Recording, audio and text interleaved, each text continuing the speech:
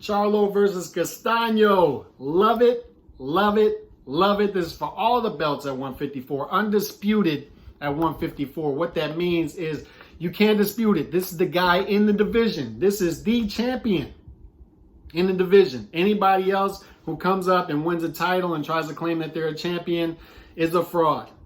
They're not a real, they're a belt holder, a title holder, but they are not a champion.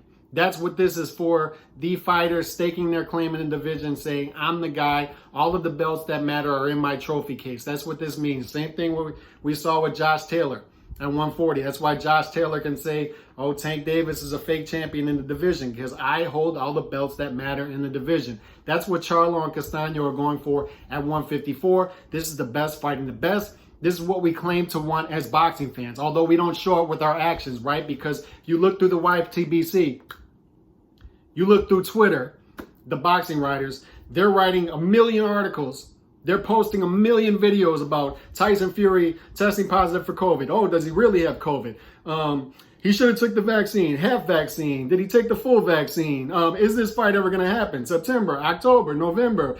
They're holding up undisputed. 1 million videos about that. And then we have a fight that boxing fans and writers claim to want in boxing. They claim to want the best fighting the best, right? And yet they're not dropping much content at all about a fight where the best is fighting the best. 1 versus 2 in the division. And by the way, it's not a snoozer either. On paper, this is a great fight. It's a guy in Castano who applies pressure against a greater fighter in Charlo, but more economical. So it makes it somewhat of an even fight. The Vegas odds are tightening. Castano now all the way down to plus 186 underdog, which means Vegas is giving this guy a shot of winning this fight. He is a live dog in this fight. So this makes it an interesting fight, and it's frustrating that not too many people are talking about it. But I'll talk about it. All right? I'll talk about it. Charlo versus Castano. Charlo 34-1, 18 KOs. Don't pay attention to that KO percentage because his power is better than that. He's just been in there with tougher opposition. Brian Castano 17-0-1, 12 KOs. High KO percentage. This guy applies pressure and he gets on the inside and he digs. This guy gets on the inside with bad intentions. All right? Charlo, pay attention to this. 5'11", 73-inch reach. Castano, 5'7.5", 67.5-inch reach. Now, you would say, a lot of people say that's a reach and height advantage for Charlo. Don't pay attention to that either. Because your height and reach advantage can become a disadvantage if you can't hold the shorter fighter on the outside of your jab. And Castano does a great job of getting on the inside and letting his hands go. So we say that's a reach disparity, a height disparity. We don't say it's a disadvantage or an advantage. Charlo last knocked out Rosario, hell of a knockout to the body. Beat Tony Harrison by KO, avenged that shocking loss in 2018. More on that in a minute as well, because I think that's important when we're predicting this fight.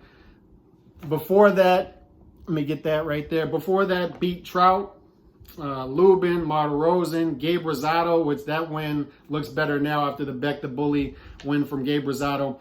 Castano beat Teixeira and Lara. Now, Charlo had a rougher road, all right, a longer road and a tougher road to get to this undisputed, right, than Castano, but Castano still has good wins against Teixeira and Lara. Very good wins there, especially the Teixeira win because he showed that he could get on the inside and dig against a much taller guy in Teixeira, who had a huge reach advantage in that fight.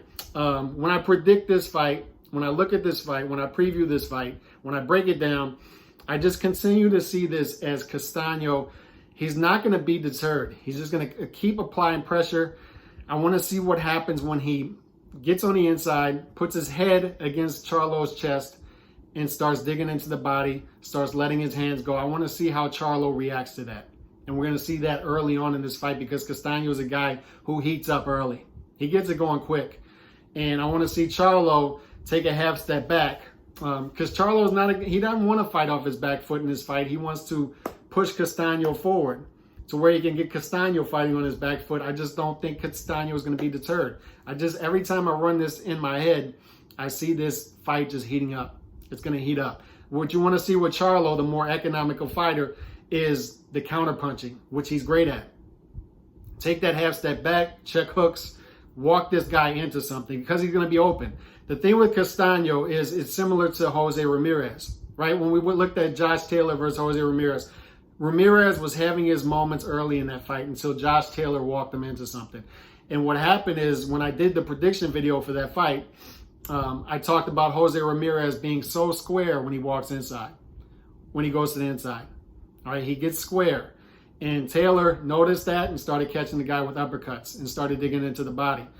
And the same thing happens with Castano when he fights. When he gets on the inside, man, he lets go with those hooks, but he squares up. And Charlo's, I'm sure he's seen that on film.